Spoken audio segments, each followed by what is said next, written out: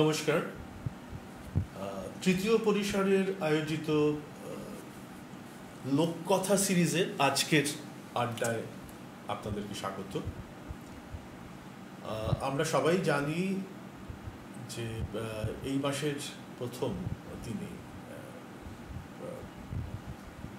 ফেব্রুয়ারি প্রথম দিনে কেন্দ্রীয় অর্থমন্ত্রী কেন্দ্রীয় বাজেট পেশ করেছেন, আর এই সেদিন 12 তারিখে রাজ্যের অর্থ প্রতিমন্ত্রী পশ্চিমবঙ্গের রাজ্য বাজেট পেশ করেছেন।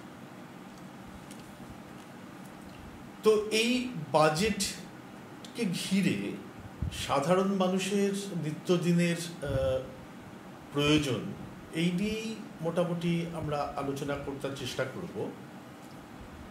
সাধারণ মানুষের নিত্যদিনের প্রয়োজন কিভাবে বাজেটকে স্পর্শ করে, আর বাজেট কিভাবে তাদের নিত্যদিনের প্রয়োজনকে স্পর্শ করে, সেটাকে একটু বুঝে নেওয়ার চেষ্টা করব। আজকে আমাদের সঙ্গে আছেন বিশিষ্ট অর্থনীতিবিদ প্রসেনজিৎ বসু। প্রসেনজিৎ বাবু, আপনাকে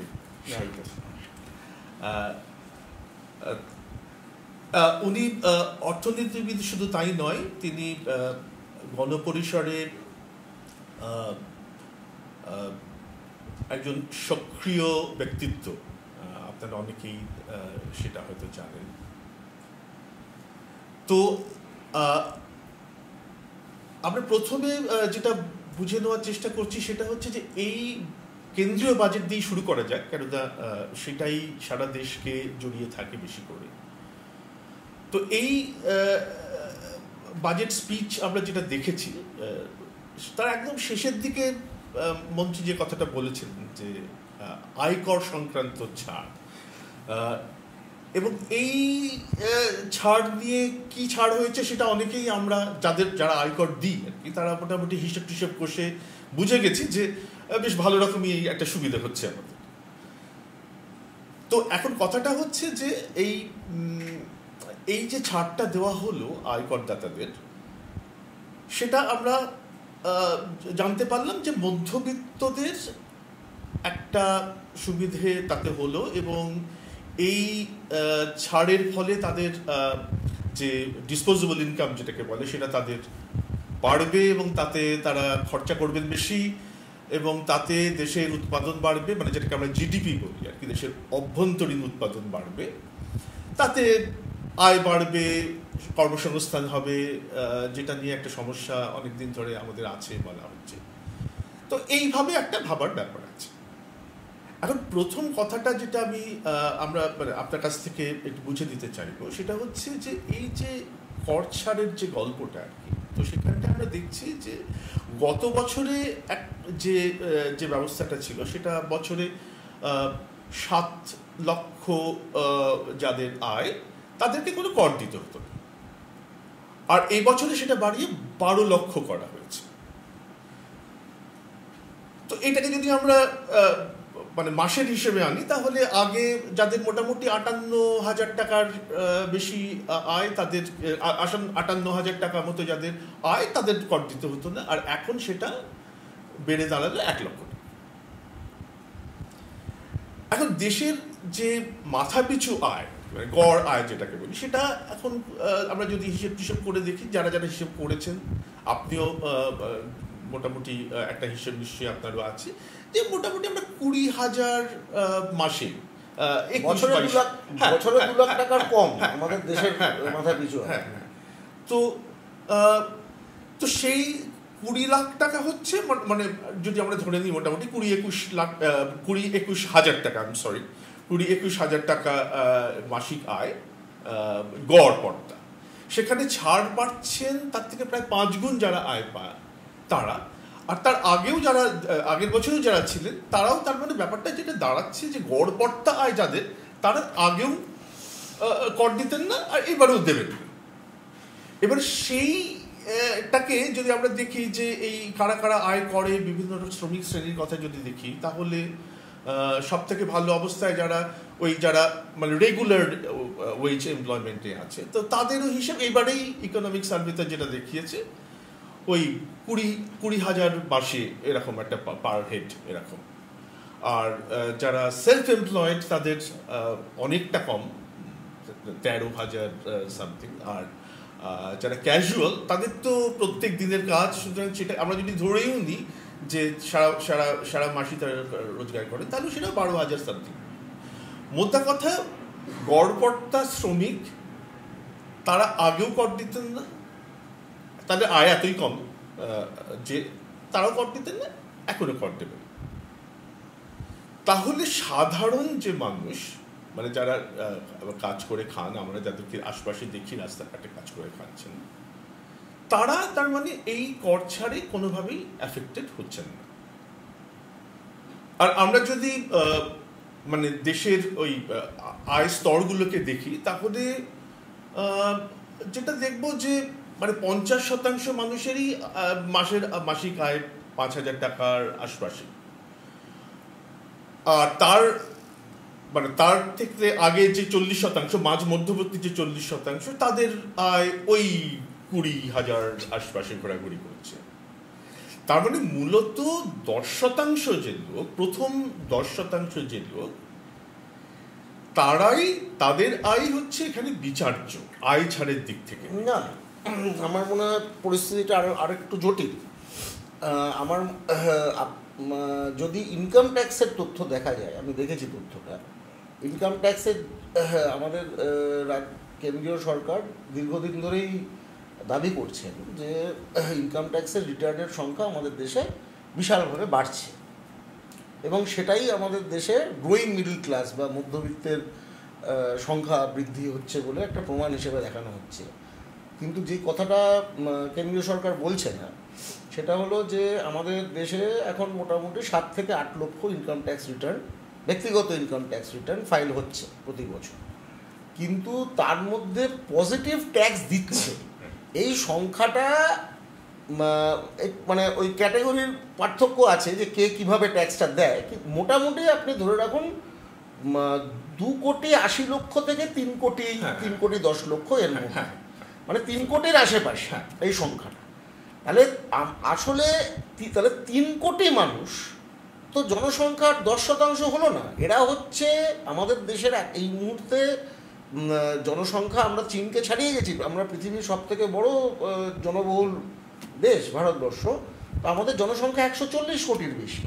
তো আপনি টপ 1-2%-এর কথা বলছেন অ্যাকচুয়ালি, যারা ইনকাম ট্যাক্স দিচ্ছে টপ 2%, 10% নয়। এখন এই 2%, টপ 2%, একে কোন যুক্তিতে, দেখুন মধ্যবিত্ত কথাটা আপনি যদি সমাজবিজ্ঞানের হিসেবে দেখেন, মানে সেটা ইকোনমিক্সের টার্মসে বলুন, সোশ্যোলজির টার্মসে বলুন, বা যেভাবেই বলুন, পলিটিক্যালি যদি বলেন, মধ্যবিত্তর তো একটা সংজ্ঞা থাকতে হবে। তো আমার প্রশ্ন হচ্ছে যে মধ্যবিত্তের কোন সংজ্ঞায় সমাজের সব থেকে বিত্তশালী 2% মানুষকে মধ্যবিত্ত বলা যায়? আমার মনে হয় এটা কিছুতেই বলা যায় না। তো আপনি যে হিসেবটা দিলেন, আর এখন আগে যেটা ছিল ওই তথ্যগুলো ছিল না। এখন টমাস পিকেটি এবং ওয়ার্ল্ড ইনইকুয়ালিটি ল্যাব থেকে ওরা যে ধরনের কাজকর্ম করেছে প্রতিটা দেশের ক্ষেত্রে, খালি আমাদের দেশে না, ওরা এই যে ইনকামের স্তরের যে বিন্যাসটা, তো সেটাকে ওরা সব দেশের ক্ষেত্রে সামনে নিয়ে এসছে, ভারতবর্ষের ক্ষেত্রেও নিয়ে এসছে। আপনি এটা বললেন, তাহলে আপনার গোটা জনসংখ্যার, আমাদের দেশের ধরুন অ্যাডাল্ট পপুলেশন, ওদের হিসাব অনুযায়ী ওরা হিসাবটা করেছিলেন বছর 2 আগে, 22 সালে, 22-23 হিসেবটা দিয়েছিলেন 22-23-এ, ওটা ফাইন্যান্সিয়াল ইয়ার ওয়াইজ, কারণ ওরা ট্যাক্সের ডেটা নিয়ে ওরা করেন। তো ধরুন ওই 2 বছর মতো আগে, তখন ওরা অ্যাডাল্ট পপুলেশনের হিসেব করেছিলেন 92 লক্ষ টোটাল অ্যাডাল্ট পপুলেশন। তার মধ্যে ওরা টপ 1% ছিল হচ্ছে 92 কোটি অ্যাডাল্ট পপুলেশন গোটা দেশের 92 কোটি, তার টপ 1% হচ্ছে 92 লক্ষ। তো এটাই, সুতরাং আমি বলবো যে আয়করের ছাড়ের সুবিধাভোগী অংশ হচ্ছে আমাদের জনসংখ্যার টপ 2% অ্যাট দি মোস্ট, তার বেশি এটা নয়। এখন এটাকে মধ্যবিত্ত বলা আমার মনে হয় যে সেটা একটা সেটা ভুল, মানে মধ্যবিত্ত না, এরা মানে যারা এই ট্যাক্স ছাড়ের সুযোগ পাচ্ছে তারা উচ্চবিত্ত, এটাই আমাদের বলা উচিত। আচ্ছা, এই যে তাহলে মোটামুটি ট্যাক্স ছাড়ের যে মধ্যবিত্তের যে একটা মিথ এখন চারিদিকে ছুটছে, তার সেইটাই অ্যাকচুয়ালি বুঝে নেওয়া তাহলে দরকার যে মধ্যবিত্ত এক্স্যাক্টলি কাকে বলে এর মধ্যে হার্ড অ্যান্ড ফাস্ট কোনো ডেফিনেশন মানে ফলো করা হয় না। তো সুতরাং কিন্তু এরকম এক্সট্রিমেও কেউ মধ্যবিত্তের কথা ভাবে, মানে আমি বলছি যে আপনি যেভাবেই সংজ্ঞায়িত করুন, মধ্যবিত্তকে যেভাবেই আপনি সংজ্ঞায়িত করুন, কিন্তু কোনো সংজ্ঞাতেই কোনো সংজ্ঞাতে আমি মনে করি না যে মধ্যবিত্ত বলা যেতে পারে। মধ্য কথাটার মানেই হচ্ছে একজনের একটা মাঝামাঝি থাকা একটা অংশ। কারণ টমাস পিকেটিদের যে এটা আছে 40% একটা হিসাব দেয়, ওটাতে অ্যাকচুয়ালি বোধহয় মানে টপ 10% এর অ্যাভারেজ যে মান্থলি ইনকাম সেটা ওই 1,24,000 মতো একটা হিসাব করে দেখছিলাম। মানে আমি যদি 35 রুপিস পার পিপিপি ইউরো ধরি, তাহলে সেইটা সেটা হচ্ছে অ্যাভারেজ, মানে 1,24,000 হচ্ছে অ্যাভারেজ। কিন্তু অনেকেই তার অনেক কম পান একদমই। সুতরাং আপনি যেটা বলছেন যে 10% নয়, তার থেকে অনেক কম, আপনি হিসেব করেছেন মোটামুটি 2% মতো আপনি বলছেন আর কি।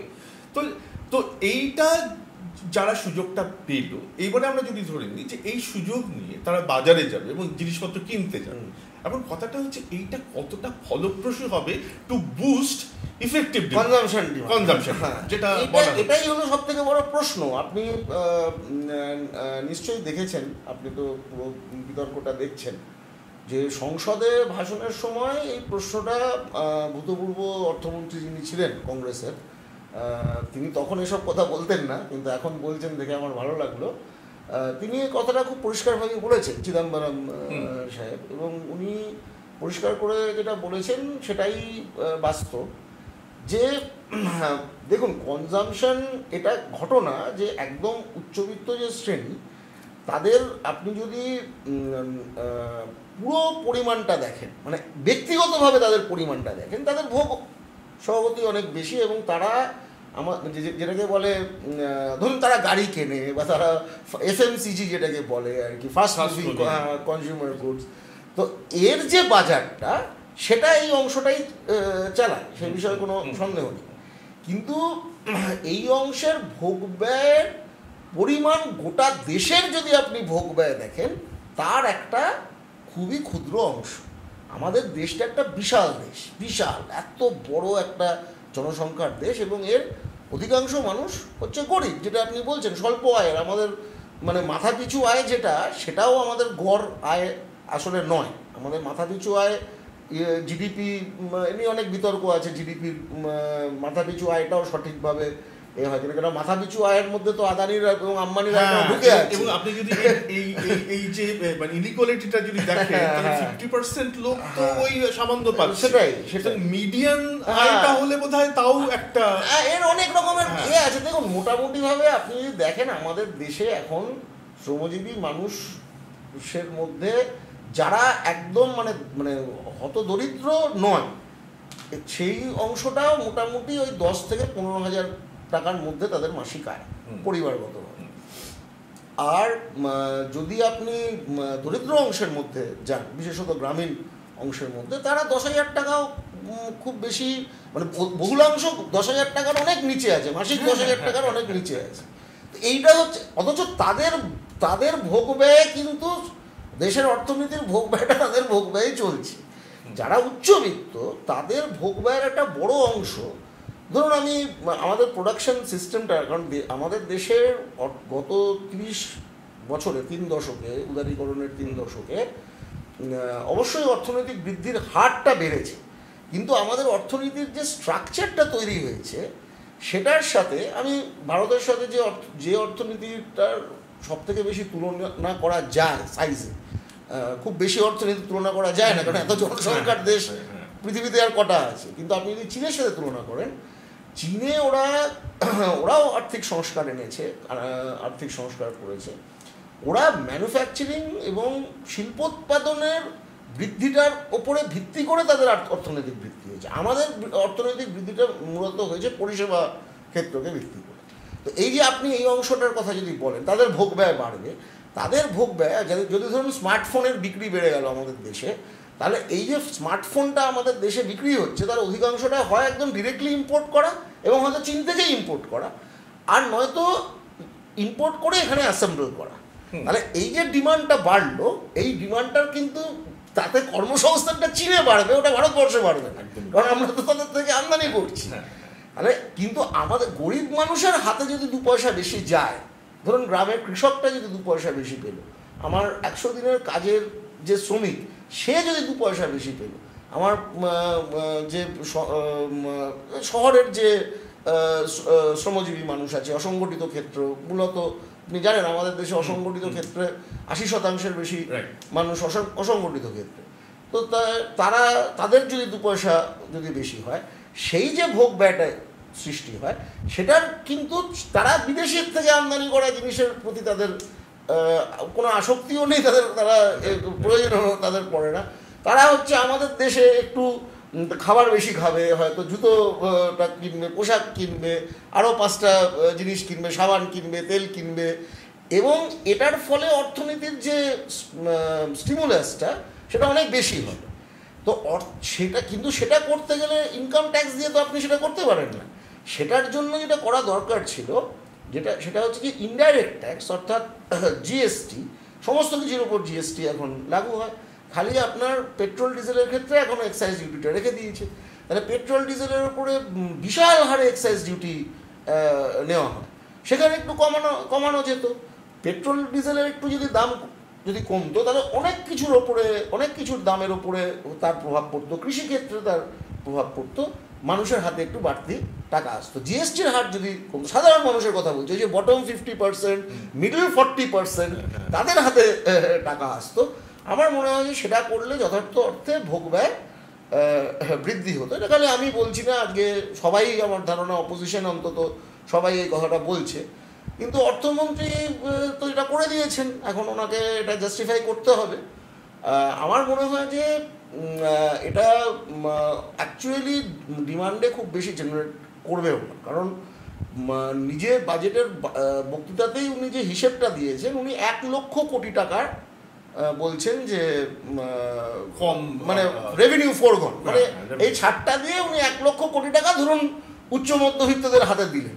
এই 1 লক্ষ কোটি টাকার % বাজারে, ভারতের বাজারে আসবে, সেটাও একটা প্রশ্ন, কারণ এই যে ইম্পোর্ট ইন্টেন্সিটির ব্যাপার আছে, এলিট কনজামশনের ইম্পোর্ট ইন্টেন্সিটি। তো আর আমাদের দেশের জিডিপি ধরুন এখন প্রায় 350 লক্ষ কোটি টাকা, তাতে 1 লক্ষ কোটি টাকার বাড়তি তার কি ইম্প্যাক্ট? তো এই যে আপনি যেটা এখনই আপনি বললেন যে ইনকাম ট্যাক্স ছাড় দিয়ে সরকারের কোষাগার 1 লক্ষ কোটি টাকা হারাবে, মানে আমাদের সোকল্ড মধ্যবিত্তদের সুবিধা দিয়ে। আবার ইনডিরেক্ট ট্যাক্স যেটা, সেখান থেকে তার থেকে অনেক কম, বোধহয় 2600 টাকা এরকম দেখাচ্ছিলেন ওনারা বাজেটে, সেটাও হারাবে। আবার এইটাও দেখা যাচ্ছে যে তারা এক্সপেক্ট করছেন যে 2,80,000 কোটি টাকার একটা এক্সট্রা ট্যাক্স কালেকশন তারা পাবেন। এবারে এইটা নিশ্চয়ই একটা বয়ান্সির সঙ্গে যোগাযোগ আছে, বয়ান্সির সাথে যুক্ত, এবং ওই অ্যাজাম্পশনটা সবাই প্রশ্ন করছে, কারণ ওই বয়ান্সিটা তো জাস্টিফাইড কিনা। বয়ান্সিটা আমি যদি ধরেও নিই, তাহলে এর মানে আপনার ইকোনমিক সার্ভেতেও যেটা বলছে যে নেক্সট ইয়ারে তারা এক্সপেক্ট করছে 6.3 থেকে 6.8% রেটে জিডিপি বাড়বে। আমি যদি একটা মানে খুব রুল অফ থাম ইউজ করি, যে আমি ঠিক আছে সব থেকে বেশিটাই ধরলাম, 6.8% রেটে জিডিপি বাড়বে, সেটা যদি বাড়ে, তাহলে আমি সেই অনুযায়ী যদি ট্যাক্সের কতটা বাড়া উচিত সেটা প্রোরাটা করি, তাহলে কিন্তু সেটা ওই মানে 1.7 লাখ ক্রোড় মতো হয়, 2.8 লাখ আসছে না। হ্যাঁ, অনেকে এটা এই হিসেবটা অনেকে কষেছে, রাইট, আমিও সেটা কষে দেখছিলাম, সেটা আসে না। কিন্তু এবারে কথাটা হচ্ছে যে মানে তাহলে তারা এই যে একটা সংখ্যা দিয়ে দিলেন, এইটা তারা কিসের বেসিসে? দেখুন, এটা কিসের বেসিসে আমি আপনাকে গত বিশেষত কোভিড পরবর্তী সময়ে আমি আপনাকে বলতে পারি, প্রত্যেক বাজেটে আপনি দেখুন, নির্মলা সীতারামন অর্থমন্ত্রীর সময়কালটা আমি বলছি বিশেষত, উনি রেভিনিউ প্রজেকশন ওনার কোনো বছর মেলে না। দুর্ভাগ্যজনকভাবে মিডিয়ায় এটাকে নিয়ে কোনো চর্চা হয় না, এই বিষয়টাকে নিয়ে প্রতি বছরই শর্টফল হচ্ছে। এবং আমার তার থেকে ব্যাখ্যা সেটার কারণটা হচ্ছে যে দেখুন, রেভিনিউ মানে বিশেষত ডিরেক্ট ট্যাক্স কালেকশনের যে বয়েন্সি, ইনডাইরেক্ট ট্যাক্স কালেকশনের বয়েন্সিটা অ্যাকচুয়ালি মানে ইনডাইরেক্ট ট্যাক্সটা থেকে আপনি ইনডাইরেক্ট ট্যাক্সের গ্রোথটা থেকে, বিশেষত জিএসটির মতো ইনডাইরেক্ট ট্যাক্সের গ্রোথটা থেকে আপনি অ্যাকচুয়ালি গোটা অর্থনীতির যে ইকোনমিক গ্রোথের একটা খুব ভালো ওটা ইন্ডিকেটার, যে ওটা বাড়ছে না, হ্যাঁ, প্রোডাকশন বা এবং কনজামশন, প্রোডাকশন এবং কনজামশন। এই ডিরেক্ট ট্যাক্সের প্রবলেম হচ্ছে ডিরেক্ট ট্যাক্সের না কমপ্লায়েন্স ইস্যুগুলো খুব জটিল। এবার আপনি অ্যাকচুয়ালি ওটাতে আমার ধারণা রাজনৈতিক ব্যাপারটা অনেক বেশি কাজ করে, মানে পলিটিক্যাল ইকোনমির the weight of politics in direct tax collection is much greater. এবং সেই জন্য এই যে রিলেশনশিপগুলো না, এগুলো সবসময় খালি অর্থনৈতিক লজিকে চলে না। মানে আপনি কি তাহলে বলতে চাইছেন যে এই যে ডিরেক্ট ট্যাক্সের যে ডিসিশনগুলো হয় সেটা মানে সোসাইটির যে ভোকাল সেকশনটা তাদেরকে একটু মানে তাদেরকে তোষণ করা, এক কথায় তোষণ করা, কারণ তাদের জন্যই সবাই গলা ফাটায়, সুতরাং তাদেরকে তোষণ করা হয়। আর আপনি যদি প্যাটার্ন একটু মিডিয়াম টার্মের প্যাটার্নটা দেখেন, কোভিড পরবর্তী সময় বলছি, প্রথমে কোভিডের আগে একটা কর্পোরেট ট্যাক্সে ছাড় দিলেন, তখন কিন্তু উনি জানতেন না যে কোভিড আসবে, উনি কর্পোরেট ট্যাক্সে ছাড় দিলেন। এগুলো তাত্ত্বিকভাবে যদি বলতে পারেন এগুলোকে বলা হচ্ছে সাপ্লাই সাইড ইকোনমি, মানে দক্ষিণপন্থী যে সেই মার্গারেট থ্যাচারিজম। তো একটা কর্পোরেট ট্যাক্স দিলেন, আপনি দেখুন তারপর থেকে এই আজ অবধি কি হয়েছে সেই কর্পোরেট ট্যাক্স ছাড়টা দেওয়ার ফলে আপনার কর্পোরেট প্রফিট, আর এবার ইকোনমিক সার্ভে বলছে, তারাই বলছে 22.5% প্রফিট বেড়েছে, 200% as a percentage of GDP, around 2% থেকে অলমোস্ট, এটা হচ্ছে নিফটি টপ 500 কোম্পানিজ, 500 কোম্পানির প্রফিট 2.3% অফ জিডিপি থেকে অলমোস্ট 5% অফ জিডিপি হয়ে গেছে। মানে বুঝতে কতখানি, মানে ম্যাক্রো লেভেলে, হ্যাঁ ম্যাক্রো লেভেলে this is profit after tax. তাহলে এটার ফলে কি হলো? আচ্ছা, যদি কর্পোরেটদের মুনাফা বাড়লো তো এর ফলে কি বেশি বিনিয়োগ করলো তারা, আরও কলকারখানা কি বেশি তৈরি হলো? দেখুন প্রাইভেট ইনভেস্টমেন্টের তো এখনও আকাল চলছে। অনেক কেন্দ্রীয় সরকার প্রতি বাজেটে তারা অ্যাকচুয়ালি অভিযোগ করছে, ইকোনমিক সার্ভে, গতবারের ইকোনমিক সার্ভে তো মানে সরাসরি ইকোনমিক সার্ভেতে ইকোনমিক অ্যাডভাইজার ডিরেক্টলি কোয়েশ্চেন করেছেন যে ট্যাক্স কাট দেওয়ার পরে কি ইনভেস্টমেন্ট হয়েছে, তিনি অ্যাকচুয়ালি লিখেছেন, মানে এটা লিখিতভাবে তিনি প্রশ্ন করেছেন। তাহলে মুনাফা বাড়লো, বিনিয়োগ বাড়লো না। আচ্ছা, কর্পোরেট সেক্টরের কর্মীদের স্টেট ব্যাংক অফ ইন্ডিয়ার যে রিসার্চ ডিপার্টমেন্ট তারা একটা, সেটাও ইকোনমিক সার্ভেতে কোট করেছে যে মুনাফা বৃদ্ধি যে হারে হচ্ছে, কর্পোরেট সেক্টরে বেতন বৃদ্ধি কিন্তু সে হারে হচ্ছে না। এমপ্লয়মেন্ট একই হাল, বিনিয়োগ যদি না হয়, বেতন যদি না বাড়ে, তাহলে এমপ্লয়মেন্ট হয়, তাহলে কি বাড়লো? স্টক মার্কেটের ইন্ডেক্সটা বাড়লো। এই যে পুরো কোভিডের পরে আপনি যদি দেখেন কোথায় সেন্সেক্স বা নিফটি কোথায় ছিল, আজ কোথায় চলে গেছে, এবং পুরো লিকুইডিটিটা গিয়ে হচ্ছে ফিনান্সিয়াল মার্কেটে গিয়ে হচ্ছে ঢুকছে। এটা তো দেশের কনজামশন ডিমান্ডে কন্ট্রিবিউট করছে না, এটা একটা ফিকটিশিয়াস একটা এ তৈরি করছে, সেন্স অফ প্রসপেরিটি তৈরি করছে, এবং সেটাও সেকেন্ডারি মার্কেটের জন্য, সেকেন্ডারি মার্কেট থেকে কোনো রকম ভাবে ওরা বলছেন যে আইপিও অনেক বেশি হয়েছে, কিন্তু আপনি যদি পার্সেন্টেজ, প্রাইমারি মার্কেটের পার্সেন্টেজ দেখেন যে কত টাকা তুলেছে আইপিও করে আর কত টাকা মার্কেট ক্যাপিটালাইজেশন বেড়েছে, এটা একটা ফ্র্যাকশনও, খুব ছোট একটা ফ্র্যাকশন হবে। আর এখানে খুব গুরুত্বপূর্ণ যে বিষয়টা হচ্ছে যে এই অভিজ্ঞতা থেকে তিনি একদিকে, এটা আমার মনে হয় যে ফাইন্যান্স মিনিস্ট্রির মধ্যেও ওনারা কি বলতে চাইছেন এটা বোঝা, ইকোনমিক সার্ভে নিজে বলছে যে এইগুলো হচ্ছে, তাহলে সেখান থেকে আপনি কনক্লুশন কি ড্র করছেন? কনক্লুশন ড্র করছেন যে আপনি বাজেটে আবার উচ্চবিত্তদের আরেকটা আপনি ছাড় দিচ্ছেন। তো এটার ফলে যেটা মনে হয় আমার, যে অর্থনৈতিক বৈষম্য, যেটা আগে থেকেই বাড়ছিল আমাদের দেশে, গোটা পৃথিবী জুড়ে বাড়ছে, কিন্তু আমাদের দেশে খুব খারাপ অবস্থায় আমরা পৌঁছেছি, যেটা পিকেটি এবং তার সহকর্মীরা যে পেপার চালিয়েছিলেন। অত্যন্ত লজ্জাজনক বিষয় যে আজকে আমাদের এরকম একটা জঘন্য রকম একটা অর্থনৈতিক বৈষম্যে আমরা জায়গায় আমরা পৌঁছেছি। কিন্তু সেটাকে আরও বাড়ানোর জন্য সরকারের ফিসক্যাল পলিসি এই বৈষম্যটাকে আরও বাড়ানোর কাজ করছে। হ্যাঁ, ইনফ্যাক্ট এইটা নিয়ে মানে সারা পৃথিবীতেও আলোচনা হয়, আমাদের দেশেও এবারেও যে ইকোনমিক সার্ভে আছে সেখানেও আমরা যেটা লক্ষ্য করছি সেটা হচ্ছে যে এই যে আপনার রিয়েল ওয়েজ যেটাকে বলে, রিয়েল ইনকাম বিভিন্ন শ্রেণীর কর্মীদের, সেইটা গত 7 বছরে সেকুলারলি কমছে, মূল্যবৃদ্ধির জন্য কমছে। তো সেটা সেকুলারলি কমছে, অথচ একটু আগেই আপনি যেটা বলছেন, যেটা প্রফিট বেড়ে চলেছে, প্রফিট বেড়ে চলেছে। এটার সঙ্গে যদি আমরা যোগ করি যে লেবার প্রোডাক্টিভিটি যেটা, সেটাও উত্তরোত্তর বেড়ে চলেছে অর্গানাইজ সেক্টরে। হ্যাঁ, তো এই যে লেবার প্রোডাক্টিভিটি, ওই কে এল কৃষ্ণের একটা সার্ভে দেখছিলাম, একটা হিসেব দেখছিলাম, তাতে মোটামুটি ওই একটু ডেটেড, মানে 2010 থেকে 2011 সালের মধ্যে একটা হিসেব করে তারা দেখেছেন ওই ক্লেমসের ডেটাবেস থেকে, যে 7.4% মতো মানে গ্রোথ হচ্ছে লেবার প্রোডাক্টিভিটি।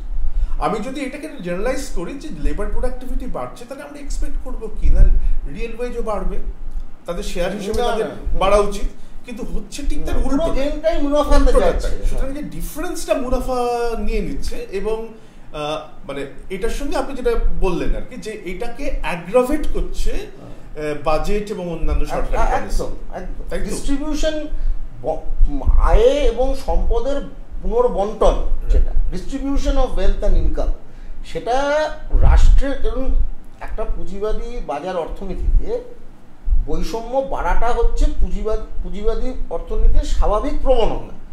তো সেখানে একটা রাষ্ট্রের যদি সেটা কল্যাণ রাষ্ট্র হয়, তার কাজটা হচ্ছে যে সেই স্বাভাবিক যে বাজারের প্রবণতাটা বৈষম্য বাড়ানোর, সেটা সে নীতির মাধ্যমে এবং মূলত ফিসক্যাল পলিসির মাধ্যমে সে সেটাকে উল্টো দিকে যাতে সেই বৈষম্যটা কমানোর একটা চেষ্টা হয়।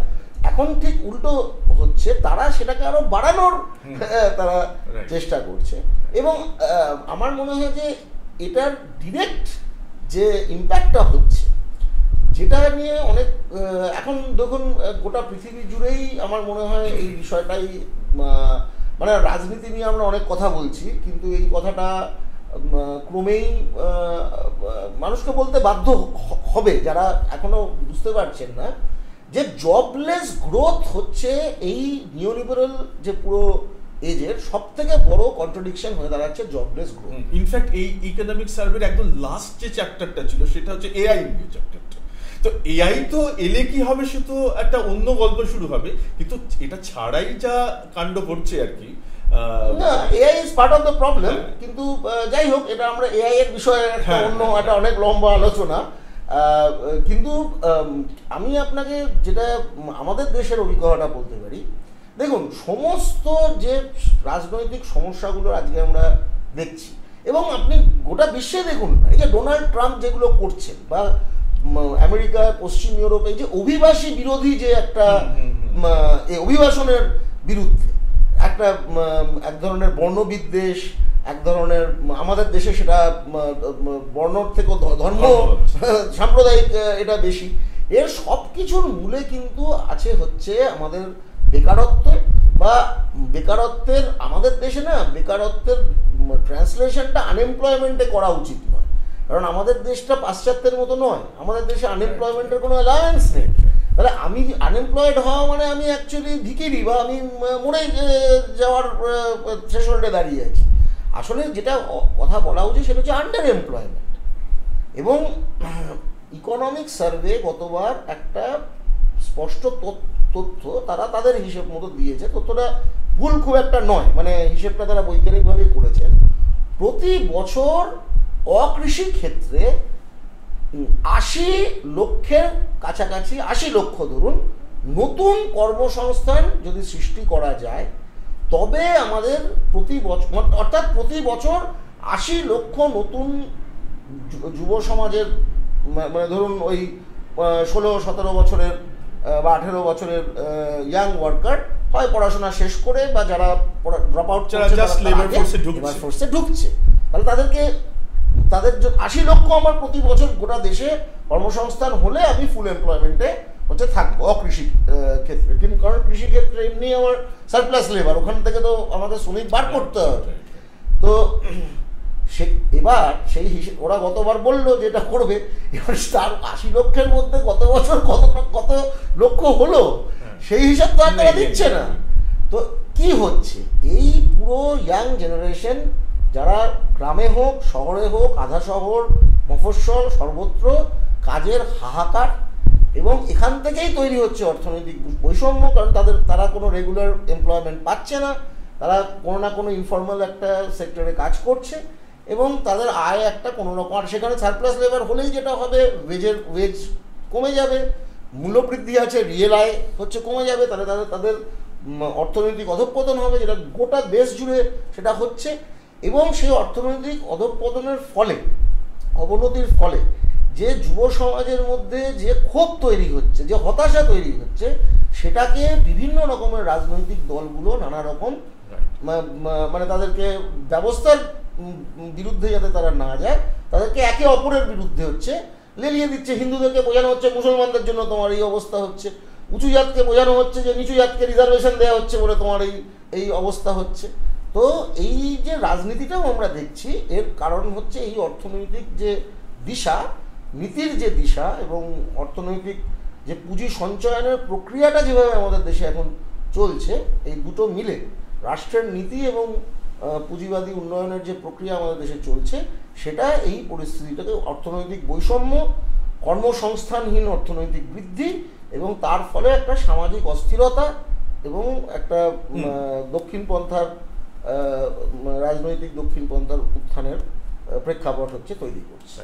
তো এই যে আপনার মানে এই কর্মসংস্থানের যে অভাবের যে হিসেবটাও আপনি দিলেন খানিকটা, আমি এরকমই একটা লেখা পড়ছিলাম, ওই অজিত ঘোষের একটা হিসেব উনি করেছেন, বেশ 2018 সালে একটা উনি একটা করেছিলেন, 2018 থেকে রাইট আইএলও থেকে, এবং এনএসএস এরও কিছু ডেটা বোধহয় উনি ইউজ করেছেন। তো উনি অ্যাকচুয়ালি যেটা বলছেন সেটা হচ্ছে যে এই যে আন্ডার এমপ্লয়েড ওয়ার্কফোর্স এবং আনএমপ্লয়েড, যেটা ওপেন আনএমপ্লয়েড, এইসব মিলে একটা ব্যাকলগ আছে, একটা বিশাল ব্যাকলগ আছে, 8 কোটির উপরে একটা ব্যাকলগের কথা উনি হিসেবে দেখাচ্ছেন। আর প্রত্যেক বছর আপনি যেটা বললেন যে লেবার ফোর্সে ঢুকছে প্রত্যেক বছর, উনি বললেন যে যদি আমরা ধরে নিই যে ফিমেল লেবার ফোর্স পার্টিসিপেশন রেটটা 30-এ ওঠানো যায় 23 থেকে, তাহলে হিসেবটা মোটামুটি মানে আপনি যেটা বলছেন তার থেকে উনি বলছেন বেশি, 90 লাখ মতো ব্যাপারটা দাঁড়াচ্ছে না। কিন্তু এখানে আপনি অজিত বাবুর কথা বলছেন, অজিত বাবু তো মানে ওনার অন্য মানে উনি যে সময়ে কাজকর্ম করেছেন তখন দেশের সরকারে এই শক্তি এখন তখন ছিল না। এরা এখন যেটা করছে, এই যে ওরা গত বেশ কয়েক বছর ধরে দেখাচ্ছে যে অ্যাকচুয়ালি আমাদের দেশে ফিমেল লেবার ফোর্স পার্টিসিপেশন রেটটা বাড়ছে, কিন্তু এটা যে বাড়ছে যেটা কারণটা কি, এবং এটা নিয়ে অনেকেই কাজ করেছেন। আমার অধ্যাপক জয়তী ঘোষ, আমার টিচার ছিলেন উনি জেএনইউতে, উনি এটা নিয়ে কাজ করেছেন, অন্যান্য গবেষকরাও কাজ করেছেন, যে মহিলারা যেটাকে বলে আনপেড ফ্যামিলি লেবার। ধরুন গ্রামে একজন কৃষক, তার পরিবারের তার স্ত্রী তাকে চাষে গিয়ে সাহায্য করছে, তার জন্য তাকে কেউ মাইনে দেয়, কিন্তু তাকে এখন যেভাবে তারা এমপ্লয়মেন্টের মেজারমেন্ট করছে তাকে তারা যোগ করে নিচ্ছে। একটা ছোট দোকানদার, তার বাড়িতে একটা যে দোকান আছে, বাড়ির অনেকে আমাদের দেশে পৃথিবীর সব থেকে বেশি দোকানদার, ছোট দোকানদার আমাদের দেশে আছে। বাড়ির একটা গ্রামে দেখবেন পাড়ায় পাড়ায় একটা করে বাড়িতে দোকান থাকে, সেই দোকানে কখনো গিয়ে হাজবেন্ড বসছে, কখনো ওয়াইফ বসছে, কখনো বাচ্চা ছেলে বসে আছে, ওটা ওদের ফ্যামিলি লেবার। এবার ওই যে ওই ফ্যামিলি লেবারটা তো আনপেড, কিন্তু তাদের সবাইকে এমপ্লয়, ধরুন একটা আমার পরিবারে 4 জন আছে, 4 জনই ঘুরিয়ে ঘুরিয়ে দোকানটায় বসে, এই 4 জনকে যদি এমপ্লয়ার ধরে নেওয়া হয় তাহলে ইটস আ প্রবলেম, কারণ অ্যাকচুয়ালি এটা তো আন্ডার এমপ্লয়। খুব সম্ভবত এই কারণে এবারে যেটা দেখানো হয়েছে ইকোনমিক সার্ভেতে যে আপনার মানে ওয়ার্কফোর্সের পার্সেন্টেজ হিসেবে সেলফ এমপ্লয়েড এটাই হচ্ছে, মানে 51 থেকে 58 হয়ে গেছে, হ্যাঁ তাদের মানে পার্সেন্টেজ, এবং সেখান থেকে ওইটা এইজন্যই হচ্ছে যে আপনি এর জন্য এইজন্য হচ্ছে আপনি আনপেড ফ্যামিলি লেবারকে আপনি এমপ্লয়মেন্ট হিসেবে ধরে নিচ্ছেন। সুতরাং কর্মসংস্থানের যে চিত্রটা আমরা দেখতে পাচ্ছি খাতায় কলমে, সেটার মধ্যে অন্য অনেক কিছু মানে বাস্তব আছে, যে বাস্তবটা খুব সুখকর নয়। এবং এই ক্ষেত্রে আমার যেটা মনে হচ্ছে, আমি আবার যদি ফিরে আসি যে আমাদের বছরে কত কর্মসংস্থান তৈরি করলে মোটামুটি আমরা বেকারত্ব থেকে নিষ্কৃতি পাবো, মানে যেটা একদম মানে যেটাকে প্রোডাক্টিভ ওয়ার্ক বলে সেটা পাবো, তো সেইটা হিসেবটা মোটামুটি ধরুন 1,40,000,000 মতো, 40 লাখ মতো যদি সেটা আপনি ব্যাকলগ ধরে বলছি না। দেখুন ব্যাকলগের ক্ষেত্রে সমস্যা যেটা হয় সেটা হচ্ছে যে মানুষ হতাশ হয়ে ওয়ার্কফোর্স থেকে বেরিয়ে যায়। সুতরাং আপনার ওই লেবার ফোর্স পার্টিসিপেশন রেটে আপনি যারা দীর্ঘদিন ধরে কাজ মানে অ্যাক্টিভলি সিকিং ওয়ার্ক, এই যে ক্যাটাগরিটা এটা কমে যায় মানে একটা বয়সের পরে। ধরুন আপনি যখন 20 বছর 25 বছর বয়সে আপনি তখন আপনি অ্যাক্টিভলি কাজ খুঁজছেন, তার মধ্যে যারা পাচ্ছে না তারা আনএমপ্লয়েড। কিন্তু আমার 30 বছর বয়স হয়ে গেছে, আমি কোনো চাকরি পেলাম না, আমি তো আর আমি আর ওয়ার্কফোর্সে আমাকে আর লেবার ফোর্সে, সেটা ঠিক। কিন্তু ধরুন এরকমও তো হচ্ছে যেটা আপনি হিসেবটা দিচ্ছেন, আমরা যদি ধরে নিই মোটামুটি 80 লক্ষ থেকে 90 লক্ষ মতো নতুন লাগবে, কিন্তু সবসময় কিছু জমেই থাকবে। সেটা আমরা মোটামুটি ধরুন মানে 1 কোটি থেকে 1.5 কোটি যদি একটা মোটামুটি রাফ হিসেব, তাহলে প্রত্যেক বছর 1 কোটি থেকে 1.5 কোটি মতো মানে চাকরি লাগবে, মানে কাজ মোটামুটি কাজ, চাকরি না হলেও কাজ লাগবে। তো এবারে নানা রকম নাম আমরা শুনতে পাই, যে এই পিএম রোজগার যোজনা, অমুক তমুক, প্রচুর নাম শোনা যায়। সেগুলোর থেকে কতটা চাকরি বা কতটা কর্মসংস্থান হচ্ছে, সেটা যেভাবেই হোক, সেলফ এমপ্লয়েড হোক কিংবা মানে কৃষি বা শিল্পে গেইনফুল এমপ্লয়মেন্টই হোক, সেই হিসেবটা কিন্তু আমরা চট করে কোথাও রিপোর্ট না, ওরা করবে না, ওটা কখনোই করবে না, কারণ ওটা করলেই দেশের আসল চিত্রটা সামনে চলে আসবে, যে মানে তাদের দৈন্য দশাটা। এক্ষেত্রে দেখুন এটা নিয়ে 2-3টে বিষয় আছে। এই যে যেটা মাঝে মাঝে বলে ফেলেন শাসকরা, আমাদের রাজ্যের মুখ্যমন্ত্রীও মাঝখানে এটা নিয়ে ওই চপ শিল্প বলে ফেলেছিলেন, ওরা ওখানে পকোড়া শিল্পের কথা ওরা বলছেন। এটা ব্যঙ্গ করার বিষয় না, বিষয়টা হচ্ছে যে আসলে আমাদের দেশে একটা অনেক বড় সংখ্যার মানুষ আছেন যারা ওই চপ বা পকোড়া বেশি তারা জীবিকা নির্বাহ করে। হ্যাঁ, কোটি কোটি মানুষ। বিষয় হচ্ছে যে ওটা যেটাকে আপনি আন্ডার এমপ্লয়েড, কারণ অত ডায়াবেটিস হচ্ছে এত চপ খেয়ে মানে লোককে আপনি মানে আর কিছু করার নেই, আপনি গিয়ে চপ খাচ্ছেন, লোকে চপ খাচ্ছে। বিষয়টা হচ্ছে যে এখানে এই চপ শিল্পের জন্য বা পকোড়া শিল্পের জন্য সরকার কোনো কৃতিত্ব ক্লেম করতে পারে না, এটা হচ্ছে বিষয়। এটা স্বাভাবিকভাবেই হয়, লোকের কিছু করার নেই, আমি কোনো কাজ পাচ্ছি না, আমার কোনো গেইনফুল এমপ্লয়মেন্ট যেটা বলে একটা ভালো বেতন, নিয়মিত বেতনের আমি কোনো কাজ পাচ্ছি না, আমি রাস্তার ধারে বসে আমি বেচছি, আমার একটু যদি অর্থ সংস্থান বেশি হয়, আমি একটা দোকান বানাচ্ছি, আমি মিষ্টির দোকান বানাচ্ছি, আমি একটা চপের দোকান বানাচ্ছি, আমি কিছু একটা করছি। এটা মানুষের স্বাভাবিক এন্টারপ্রাইজ হিসেবে হচ্ছে। এটার কিছু এই যে কর্মসংস্থানটা হচ্ছে, এই যে সেলফ এমপ্লয়েড, এটাতে সরকারের কোনো কৃতিত্ব নেই। সরকারের কৃতিত্ব হবে যে ওই নিয়মিত বেতনভোগ যে অংশ, এর প্রপোর্শনটা বাড়ছে না কমছে, এর প্রপোর্শন কমছে। কোভিডের পরে ভারতবর্ষে অর্গানাইজড এমপ্লয়মেন্ট কমছে, প্রপোর্শন কমছে। কৃষিক্ষেত্রে এমপ্লয়মেন্টের শেয়ার বাড়ছে, সেলফ এমপ্লয়েড ক্ষেত্রে ইনফর্মাল সেলফ এমপ্লয়মেন্টের প্রপোর্শন বাড়ছে। এগুলো হচ্ছে উন্নয়নের চাকা উল্টো দিকে যাওয়ার হচ্ছে প্রবণতা। তো সরকারের কৃতিত্ব যদি সে অর্গানাইজ সেক্টর এমপ্লয়মেন্ট এক্সপ্যান্ড করতে পারে, সেক্ষেত্রেই সরকারের কৃতিত্ব, নয়তো সরকার ফেল। হ্যাঁ, সুতরাং আমাদের এখানে কর্মসংস্থানের যে হিসেবগুলো আমরা পাই সেগুলো একদিক থেকে খুবই মিসগাইডিং। কারণ যদি আমরা দেখি যে আমাদের দেশের আনএমপ্লয়মেন্ট রেট বহুদিন ধরে 3%, 6% হলো আমরা চমকে উঠলাম, কিন্তু সেইটা যদি আমরা দেখি অজিত বাবুর যে কাজটার কথা আপনি বলছেন, বা ওই সময় ওই এতে আপনার অর্জুন সেনগুপ্ত কমিশন হয়েছিল, ওরাও একটা রিপোর্ট দেয় অসংগঠিত ক্ষেত্রের উপরে, এবং এটা এই ডেটাটা আসলে ওইভাবে আগে আসতো না, সবাই জানতো পরিস্থিতিটা, কিন্তু ডেটাটা ওইভাবে আসার পর থেকে এখন এটা আমাদের মতো দেশে যেটাকে বলা যায় না, এটা ডুয়াল ইকোনমি, এটা তাত্ত্বিকভাবে আপনার একটা ছোট অর্গানাইজ সেক্টর আছে। এবার ছোট কি হিসেবে, দেশের আয়তন, দেশের জনসংখ্যার হিসেবে ছোট, কিন্তু আপনি যদি সেই ছোট অর্থনীতিটাকেই ধরুন, আমি যেটা বললাম যে আমাদের দেশের 3 কোটি ধরুন ইনকাম ট্যাক্স পেয়ার, কত জনসংখ্যার খুব অল্প, কিন্তু 3 কোটি ট্যাক্স পেয়ার, সেটা আপনি যদি আমেরিকার সাথেও তুলনা করেন সেটা কিন্তু অনেক।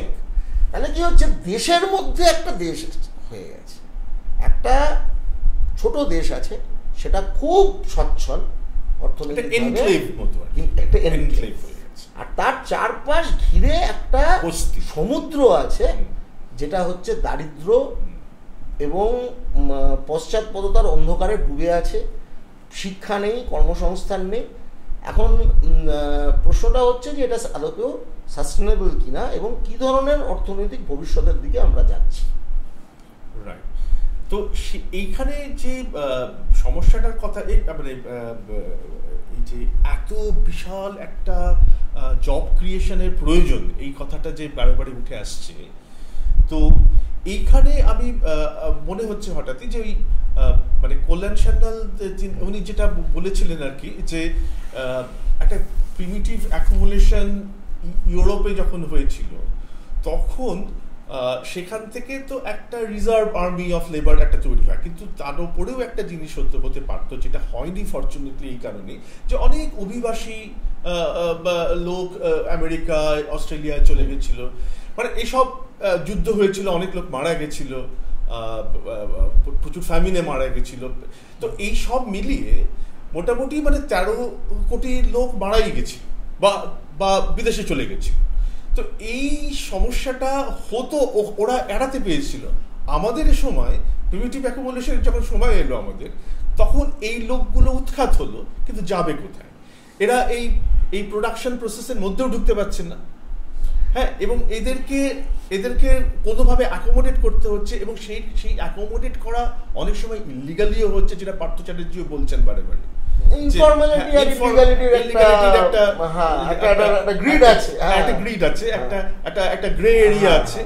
তারা ঘোরাফেরা করেন এবং এই পাড়ায় নানা রকম কাজ করে, যাদেরকে দেখে আমরা অনেক সময় ভয় পাই, হ্যাঁ, কিন্তু এর পেছনে তো একটা কারণ আছে। আপনি যেটা বললেন যে কাজ নেই এবং এদেরকে কাজ দেওয়াটা কঠিনই ব্যাপার। এখন এটা আপনি মানে এটা তো অনেক তাত্ত্বিক আলোচনা হয়। আমি সংক্ষেপে এটুকুই বলতে পারি যে দিশায় এই মুহূর্তে, কারণ এদের কাছে আপনি যদি কেন্দ্রীয় সরকার বলেন বা রাজ্য সরকার, বিভিন্ন রাজ্য সরকার, বিভিন্ন দলের রাজ্য সরকার বলেন, এই মুহূর্তে এই বাস্তবটা এরকম নয় যে তারা এই বাস্তব সম্বন্ধে সচেতন নয়, কিন্তু তাদের কাছে যে উত্তর আছে এটার, সেটা হচ্ছে খয়রাত, পপুলিজম। এবার নানা রকম, এবার কেউ এটা এই নাম দিচ্ছে, কেউ তার ওই নাম দিচ্ছে। তারা জানে যে ক্যাপিটাল অ্যাকুমুলেশনের প্রসেসটা থেকে এমপ্লয়মেন্ট জেনারেট হবে না, এটা সবাই জানে, সব শাসক জানে, এটা নরেন্দ্র মোদীও জানে, এটা মমতা ব্যানার্জিও জানেন, এবং এই আর বাকি যেসব যারা ক্ষমতায় আছেন তারা সবাই জানেন।